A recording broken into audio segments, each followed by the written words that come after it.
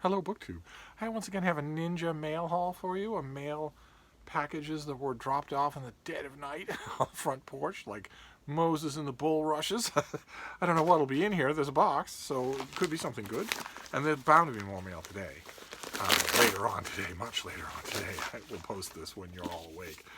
So what is this first one? Oh, right, okay.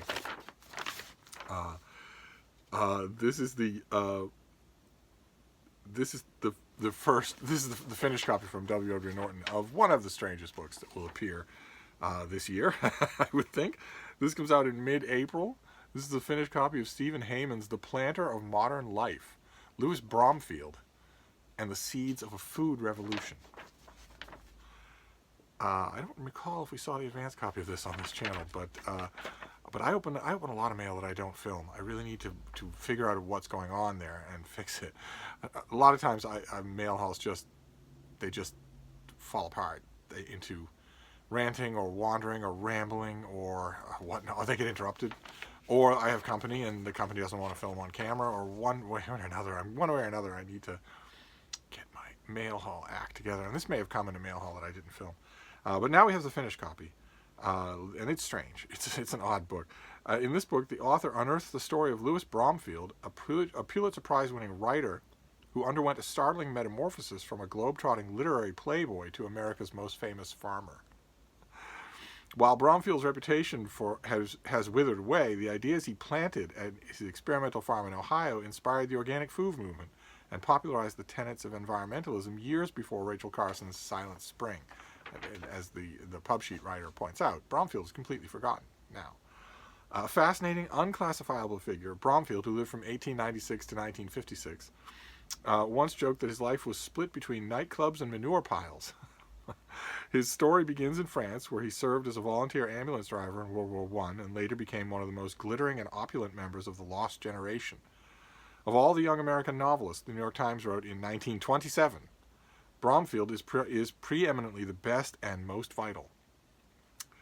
His spectacular garden outside of Paris lured aristocrats, movie stars, and writers of all stripes. Gertrude Stein enjoyed his food. Edith Wharton admired his roses.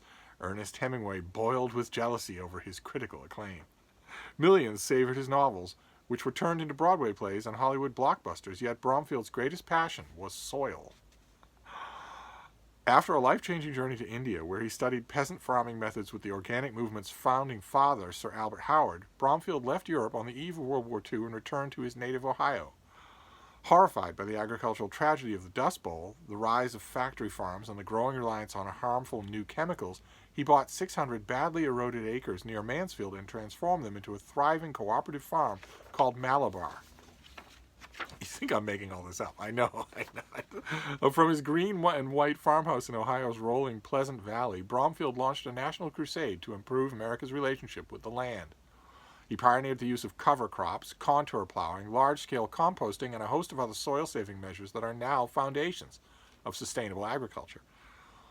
And he made Malabar not only a mecca for forward-thinking farmers, but also a country retreat for his celebrity friends like Humphrey Bogart and Lauren Bacall, who were married there in 1945. He recorded all the pleasures and privations of agriculture in a series of best-selling memoirs, beginning with Pleasant Valley in 1945, that are still treated as instruction manuals and prayer books by organic farmers around the world. The camera is shaking because Frida is having a nightmare. She very seldom does twitch in her sleep, never seems to dream, but that's what that was. She's pressed against the small of my back, and she had a dream. Okay, well, this is certainly untilled ground. The author has written for the New York Times, Slate, Vogue, and many other publications. He's the recipient of a fellowship from the Leon Levy Center for Biography and the National Endowment for the Humanities, and he lives in Pittsburgh. And this book comes out in mid-April. so it's going to be sort of sui generis, even in the biography list for 2020, I'm thinking. But I haven't got to it yet.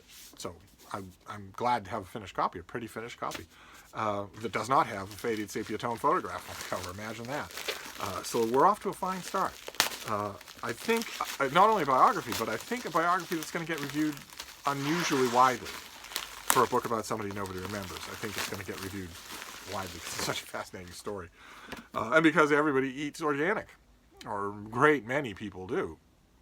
They're all feasting at his table without knowing it. Oh, okay, great. All right, this next one is heavy duty thing. Comes out in June. Yeah, I'm thinking that a few booktubers out there, Lukash, for instance, are probably going to want to prick up their ears. This is by Selena OGrady, and it's called The Name of God: The Role of Religion in the Modern World. Never has a book been more timely. Religious intolerance, and that's the pub sheet talking, not me. I will determine whether or not it's timely when I review it. Religious intolerance, the resurgence of fundamentalism, hate crimes, repressive laws, and mass shootings are pervasive in today's world. And this book asks how and why our societies came to be as tolerant or intolerant as they are, whether tolerance can be expected to heal today's festering wound before Islam and post-Christian West, and whether something deeper than tolerance is needed. What might that be, I wonder? Purging, perhaps? What is deeper than tolerance? From Umar, the 7th century Islamic caliph who led what became the greatest empire in the world has ever known, to King John of Magna Carta fame, who almost converted to Islam, from Ibn al-Wahib, who created the religious military alliance at the House of Saud that still survives today, to the bloody 30 Years' War that cured Europe of murderous intra-Christian violence and probably killed God in the process. What? The author takes the reader through the intertwined histories of Muslim, Christian, and Jewish faiths. This is an original and thought-provoking history of monotheistic religions and their ever-shifting relationships with each other. Okay. All right. Okay. All right. The author was a documentary film producer at BBC Television for many years, and she's the author of a book called And Man Created God, and has written for The Guardian and the Literary Review in Britain, and she lives in London. And this comes out in early June. Sorry, I'm having a bit of trouble with that line. I mean, it's not the book; it's just the pub sheet, so it might not reflect the book. But the history of monotheistic religions and their ever-shifting relationship with each other. Has the relationship between Christianity, Islam, and Judaism been ever-shifting? It seems to me that they've been murderously at war with each other, as long as every one of the three of them has existed. Maybe I'm missing a golden age where that wasn't true. But one way or another, a big fat book on the history of religion by a serious scholar. That is great. That is fantastic. Okay. Oh, and it has a cover verb by A.C. Grayling, no less, who calls it a very important book, lucid, incisive, and comprehensive. It raises one of the key questions of our time. Okay, well, talk about getting reviewed everywhere. All right, great. So let's move on here. We've only got 4 packages to go. This won't be a 30-minute video. Let's see what this next one is. Okay, this is an advanced copy from Tor. Oh, fantastic. I'm getting more and more stuff from Tor. Science fiction and fantasy is what Tor does. They do it fantastically well. And this is another one. Great. This is by this comes out in June. This is by Katherine Addison, and it's called The Angel of the Crows. It was London, and there are crows. The Angel of the Crows. In this alternate 1880s London, angels inhabit every public building, and vampires and werewolves walk the streets with human beings under a well-regulated truce. I'm sold already, and that was just one sentence, okay? Jack the Ripper stalks the streets of this London too, but this London has an angel, the Angel of the Crows. Harks back to Anno Dracula, Kim Newman. Also an alternate history London, also filled with vampires, and also plagued by Jack the Ripper, who is killing vampires. Under the mystery, magic, and horror of this story lies the utterly unique friendship between a curious angel and the dashing Dr. Doyle, a war veteran with secrets of his own. From the author of The Goblin Emperor comes the freshest, most heartfelt take on Sherlock Holmes and Watson you've ever read. Okay, all right. Well, that just got better and better as it went along. And wisely, the pub sheet just moves straight on to blurbs. Wisely, they leave it at that. That is enough. If that doesn't snag you, you don't have a pulse. They go on straight to blurbs. There's one from John Scalzi. There's one from Max Gladstone. There's one from Tim Powers. Good Lord. Okay, well, the author lives near Madison, Wisconsin, and has written widely and published widely. Uh, okay, all right. The Angel of Crows, an alternate London, in which an angel is protecting the city from Jack the Ripper.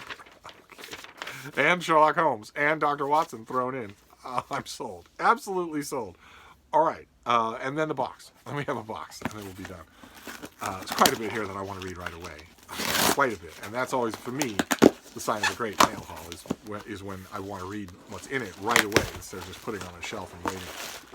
So what is this next one? It's big, so it might be. Oh, oh, oh! Ninja mail hauls are always the best mail hauls. Oh, oh my. Okay. What have we got here? Oh my, oh my. All right. Okay. Calm yourself. I have mentioned on this channel many times, Harvard University Press, the great and venerable Harvard University Press, has, for a long time, for a century, had a series of dual language books, the Loeb Classical Library Edition, where you get the classics of ancient Greece and Rome. You get the original text in Latin or in Greek on one side, and you get an English translation on the other with notes. The Loeb Classical Library has been an absolute standard for students, Latin aficionados, people who don't trust translators, a whole bunch of the whole 9 yards. I've known many book people who had a whole bookcase set aside in their personal library for Loeb Classical Library editions with the green spines for the Greek and the red spines for the Roman. But Harvard also does other dual language series. They do Dumbarton Oaks for medieval literature, and they also do the E. Tati Library for Renaissance literature. And all of them are great. I love them all, but the E. Tati Library for me seems especially noteworthy because so many of the things that the E. Tati Library does have never had an English language translation before. They were known and widely quoted, widely talked about, and reprinted forever in the Italian Renaissance, but they've never been translated into English. I think that's amazing.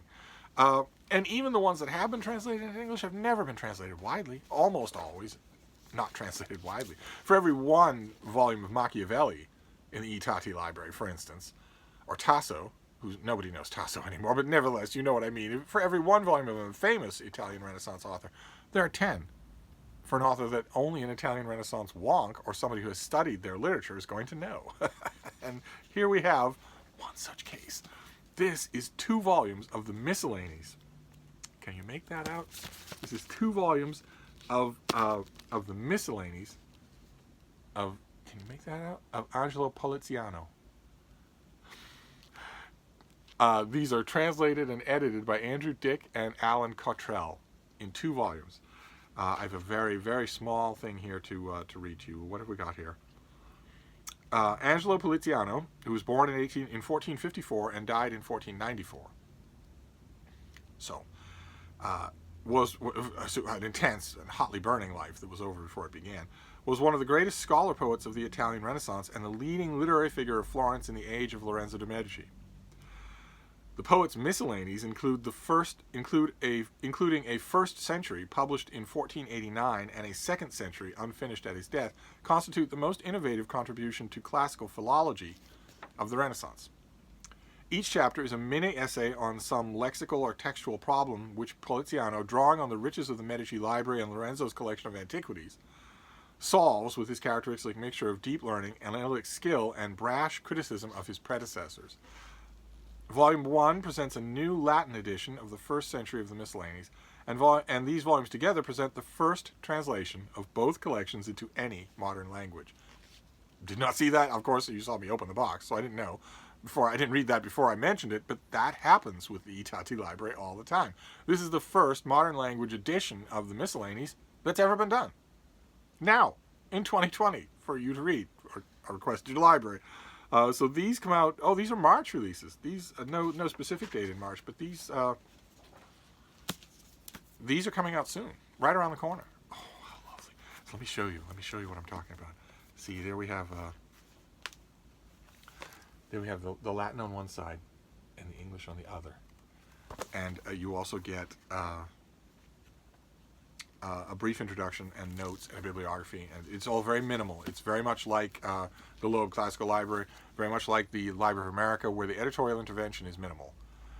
The text is meant to speak for itself with minor emendations and whatnot, and oh my, they usually do. I have so many of these things. They are so good. They're just so good.